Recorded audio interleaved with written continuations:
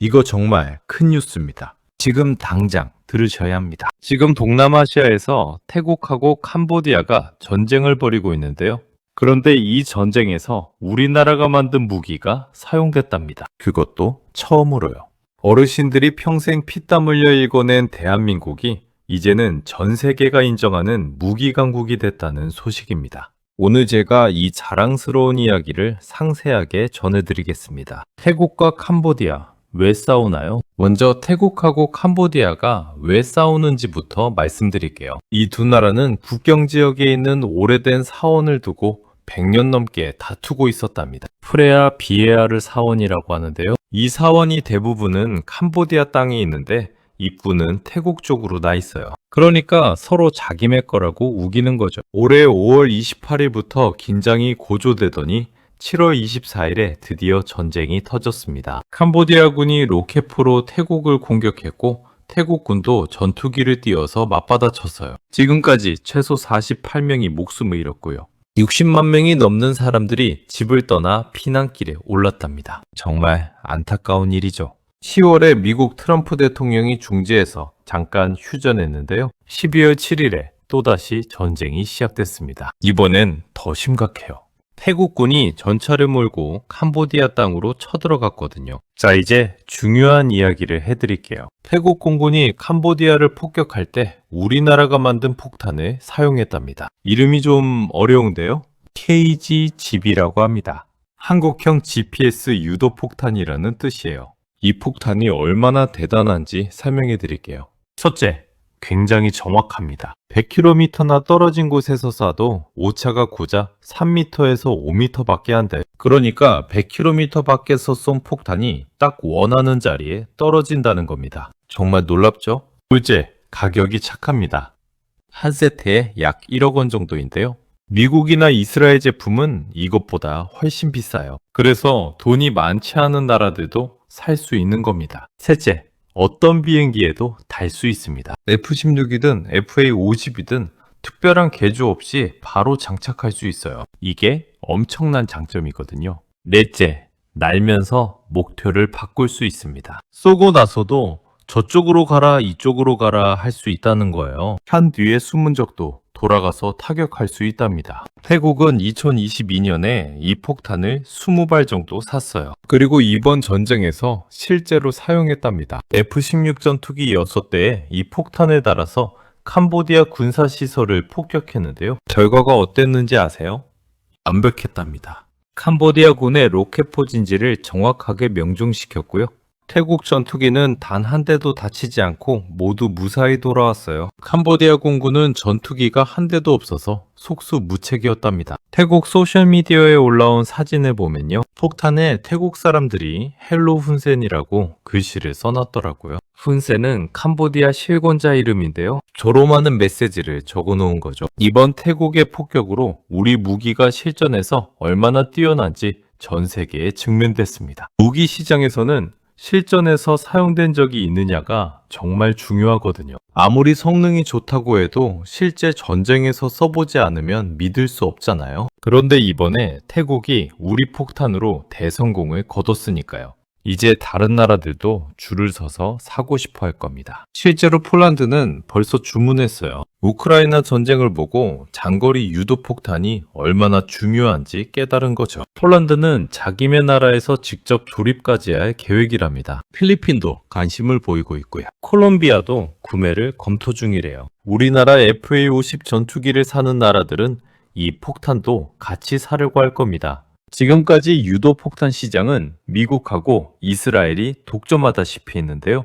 이제 대한민국이 당당하게 경쟁자로 떠오른 겁니다. 정말 자랑스럽죠? 이 폭탄은 우리나라 국방과학연구소하고 LIG 넥스원이라는 회사가 함께 개발했어요. 2007년에 만들기 시작해서 완성했답니다. 그런데 원리는 의외로 간단해요. 이미 있는 500파운드짜리 일반 폭탄에다가 GPS 장치하고 날개를 달아주는 거예요. 그러면 멍텅구리 폭탄이 첨단 유도 무기로 변신하는 거죠. 우리 공군도 2018년에 1200발을 샀고요.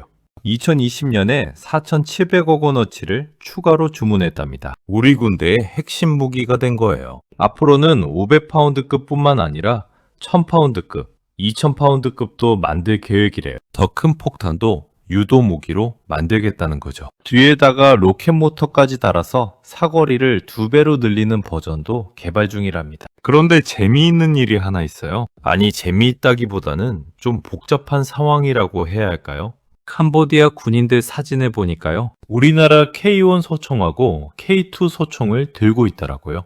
군복에는 태극기 패치까지 달고 있었답니다. 그러니까 태국은 한국 폭탄으로 캄보디아를 공격하고 캄보디아는 한국 총으로 태국을 쏘고 있는 거예요. 양쪽 다 우리나라 무기를 쓰고 있는 겁니다. 이게 바로 무기 수출 강국이 겪는 복잡한 상황이에요. 미국이나 러시아 같은 나라들도 늘 이런 일을 겪는답니다. 우리나라도 이제 그런 나라가 된 거죠. 좋게 보면 우리 무기가 그만큼 성능이 좋아서 여러 나라가 사고 싶어 한다는 뜻이고요. 나쁘게 보면 우리 무기로 서로 싸우는 나라들이 생긴다는 뜻이기도 해요. 앞으로는 무기를 팔 때 더욱 신중해야 할 겁니다. 어느 나라에 팔 것인지, 그 나라가 무기를 어떻게 쓸 것인지 잘 따져봐야 해요. 자, 다시 전쟁 이야기로 돌아가 볼까요? 12월 7일에 다시 시작된 전쟁은 정말 심각해요. 이번엔 휴전 때와 다르게 태국군이 전차를 몰고 캄보디아 영토 안으로 쳐들어갔거든요. 태국군은 M113 장갑차하고 M48 패튼 전차를 동원해서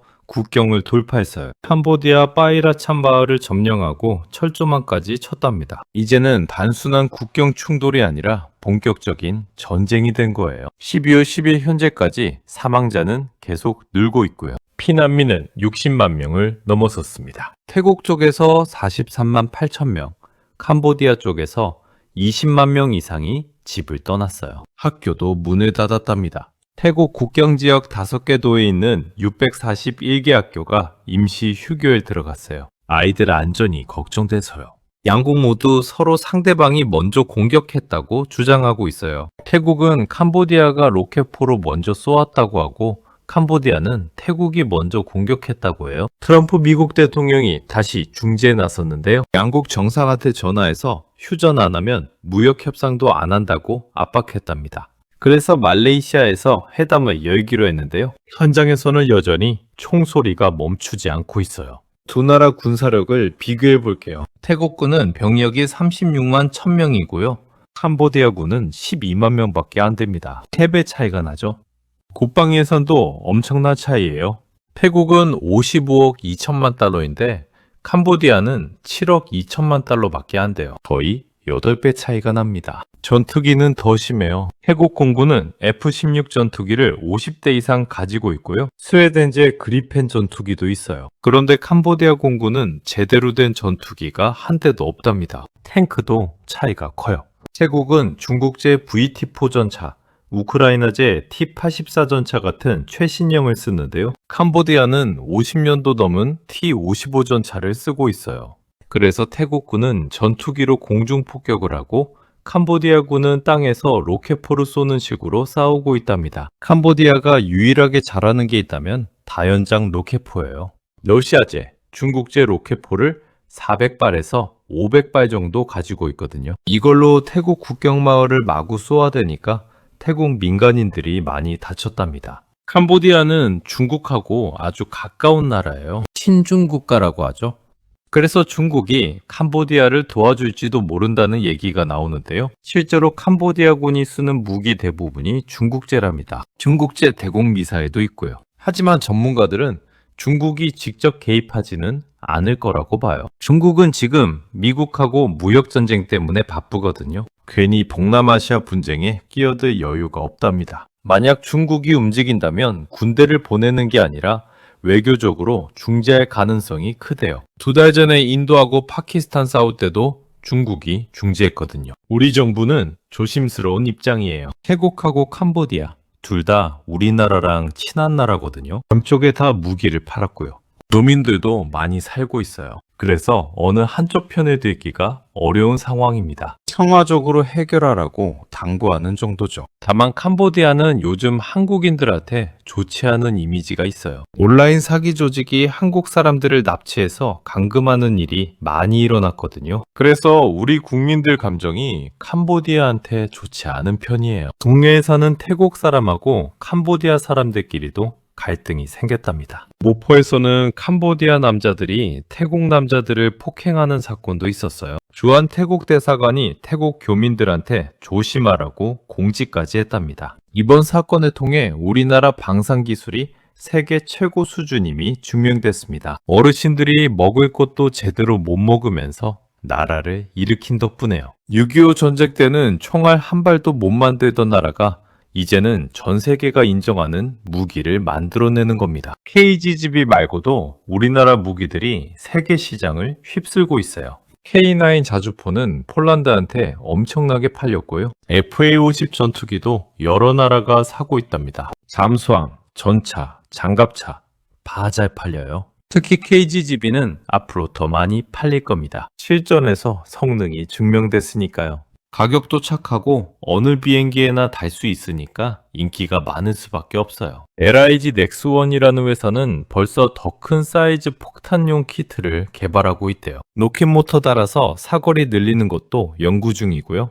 우리나라가 이제는 방산 수출로 엄청난 돈을 벌고 있답니다. 지난해에만 몇십조 원어치를 수출했어요. 이 돈이 다시 우리 경제를 살리고 일자리를 만들어내는 거죠. 하지만 우리가 기억해야 할 게 있어요. 무기가 아무리 좋아도 전쟁은 일어나면 안 된다는 겁니다. 태국하고 캄보디아 전쟁을 보세요. 수십 명이 목숨을 잃었고 수십만 명이 집을 잃었어요. 어린아이들은 학교도 못 가고 있고요. 농사짓던 밭은 포탄 구덩이가 돼버렸답니다. 병원은 부상자들로 넘쳐나고요.